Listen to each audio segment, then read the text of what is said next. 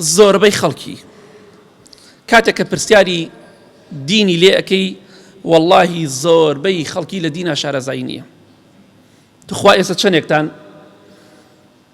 ئەمڕۆ سوورەتی کافتان خوێناوە، توخوا چەندێکتان ناوی ئەو دە سەحابەتان لەبەرەکە مزگەنی بەهەشتیان پێدراوە،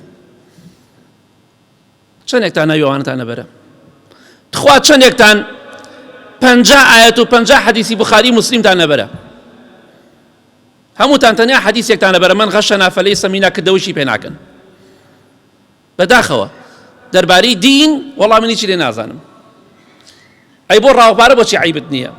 تەمەنت 50 ساڵە 70 ساڵە نەتوانی لە ساڵێکە ئاەت و حەدیسێ فێربی بە تەواوەتی.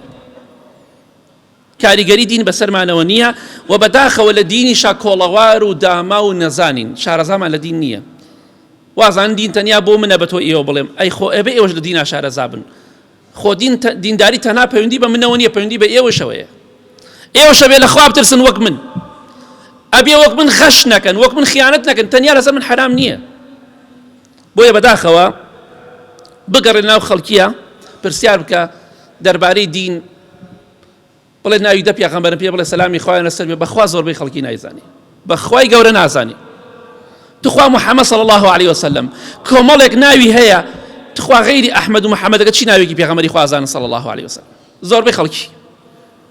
بەداخەوە تەماشاکەی خەڵکی ئیش بە قورئان و حەدیث ناکە، ناوی سەحابە و پیاوچاکان نازانی، بەڵام یاریزانەکانی لەبەرە.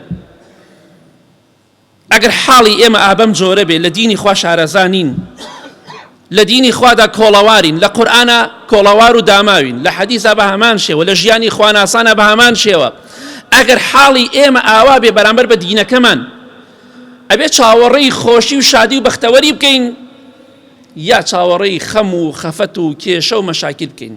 ئەگەر حاڵمان ئاوا بێت، خوا دینێکی دابەزاندووە بۆ ئێمە، بەڵام ئێمە لێ شارەزانین. بەداخەوە والله ئەگەر وا بکەین خوای گەورە غەزەمان لێ دەگرێت. با لە دینەکەی خوا شارەزا بین، گوێ لە دین گرەشێت نابی، عاقڵە بی. ئەوەی گوێ لە دین نەگری بەپێی قورئان و حەدیث خوا بەشێت و بیعقڵ ناوێت دەبات. دڵ ڕێبەڕێستان وقالوا لو كنا نسمع أو نعقل ما كنا في أصحاب السعير. لروجي قيامة وانك للدوزخ دان خوای گەورە دەفەرمێ دەڵێن ئەگەر ئێمە عاقڵ بووینایە و تێگەشتوو بووینایە بمان بیستایە ئێمە نەبووین ئەهلی دۆزەخ، بەڵام بەهۆی نەفامی و نەزانی خۆمان نەبووین ئەهلی دۆزەخ. دین شێتت ناکە قەت دڵنیا بە، هەتا گوێ لە قورئان بگری زیاتر عاقڵە بی.